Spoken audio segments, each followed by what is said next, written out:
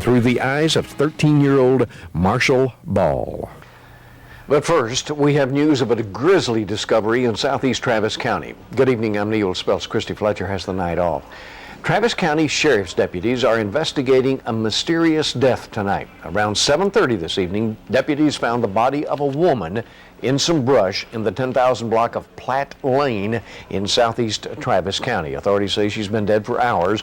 The cause of her death is unknown at this time. We'll have more on this story as it develops. And it's unknown at this hour whether the discovery of this body is related to the disappearance of an Austin woman. Helen Frost vanished last Wednesday. Her boyfriend was the last one to speak to her.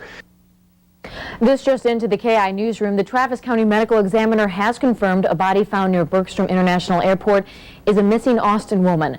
Helen Frost was last heard from almost a week ago. Deputies found her body last night in a field in southeast Travis County. Of course, we will have continuing coverage of that story coming up tonight on KEYE Witness News at 5, 6, and 10, so make sure you join us then. In the span of just a few hours, the case of a missing Austin woman turned into a homicide. Good evening, I'm Christy Fletcher. And I'm Neil Speltz. As we first reported at 10 o'clock last night, police found the body of a woman in southeast Austin, and then today they confirmed that that body was Helen Frost. Here's how this case unfolded.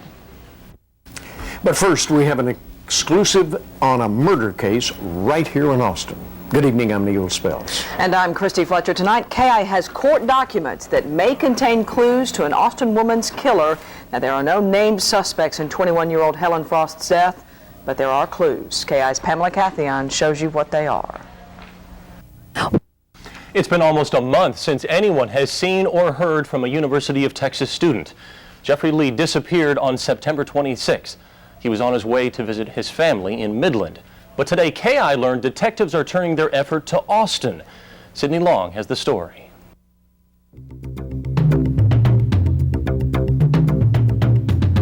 There is breaking news into the KEYE 42 newsroom this afternoon. The governor was involved in a minor accident this afternoon.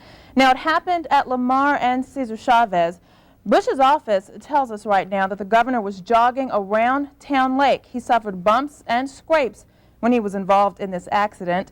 The governor is fine. We want to reiterate, the governor is fine, and he is now on his way to New Hampshire, but a DPS trooper is on his way to the hospital. Again, you are looking at Sky Eye video right now. It is live over Lamar and Cesar Chavez, where the governor was jogging and he was involved in an accident, and you can see that a dump truck was obviously involved in this accident.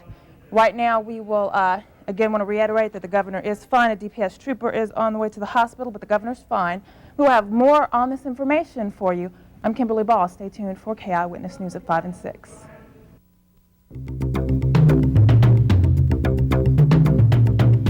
Good afternoon, I'm Kimberly Ball. There is breaking news into the KEYE 42 newsroom this afternoon. As we told you earlier, moments ago, the governor was involved in a minor accident this afternoon. Now, it happened at Lamar and Cesar Chavez around the hike and bike trail there at Lamar and Cesar Chavez. You are looking at live Sky Eye pictures right now. The governor was jogging around Town Lake with his bodyguard, a DPS trooper, when the Longhorn disposal dump truck that you see there overturned in that picture scattered debris onto the governor and to the DPS trooper. Now, the governor was treated and released at the scene, and he is right now on his way to New Hampshire. He's doing just fine, but the trooper is being evaluated at Brackenridge Hospital. Again, moments ago, the governor involved in a minor accident at the hike and bike trail. You're looking at live Sky Eye pictures, and you can see there that the trail is only 10 to 15 yards from the road. So that is a somewhat precarious position to be in. The governor was scattered with debris, treated and released at the scene. The DPS trooper is at Brackenridge Hospital undergoing evaluation right now. I'm Kimberly Ball. Please stay tuned to KEYE Witness News at 5 and 6 for more details.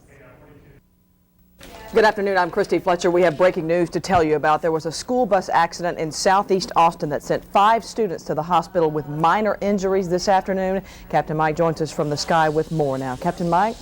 Yeah, Christy, here is a live shot of the scene. This is going to be on William Cannon, about the 4500 block or so, just about a half-mile east of I-35. Now, to tell you what is happening right now as we roll a little video, we were on the scene just a few minutes after this thing occurred.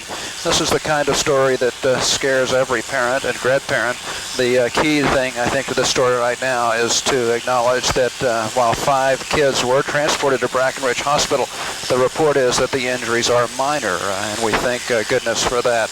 Although there were a total of 21 people on board the school bus at the time of the accident, as we say, 16 declined treatment, 5 were sent to Brackenridge Hospital.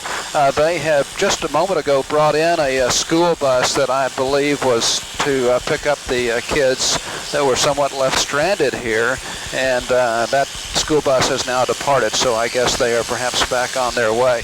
Once again, this is the 4500 block of East William Cannon, and 5 kids transported with what they're saying are minor injuries. Fire trucks and paramedics, all the emergency personnel on the scene here, but again, hopefully this will be minor injuries for those involved. From Sky 42, I'm Captain Mike.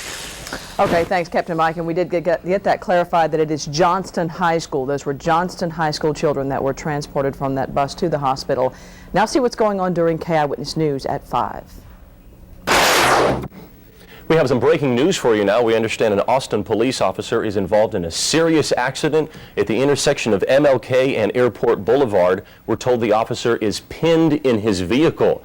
Rescue crews are on the scene. We're also told that traffic is being diverted from the area. So if you're making any plans this evening to drive near the intersection of MLK and Airport Boulevard, you're encouraged to stay away. This is Captain Mike aboard the Sky helicopter. We're down in San Marcos once again, and we're going to start referring to this as the San Marcos Triangle because we've just got the freeway open, and then 3 18-wheelers and several vehicles decided to collide here, shutting the southbound lanes of the freeway down once again. As we pan up, you can see the backlog of traffic really extends for miles and miles. From Sky 42, I'm Captain Mike. Good afternoon, I'm Mark Johnson. We have some breaking news for you now. It appears that high winds have caused a flare-up in a grass fire that began burning over the weekend. 2 Black Hawk helicopters are en route from Taylor to help battle the blaze, now burning in the Pedernales area near Lakeway. As of Sunday evening, officials had the fire contained. However, wind gusts of up to 30 miles an hour have resulted in the flare-up. We'll have more news on this fire coming up in just 1 hour, right here on KEYE Eyewitness News at 5.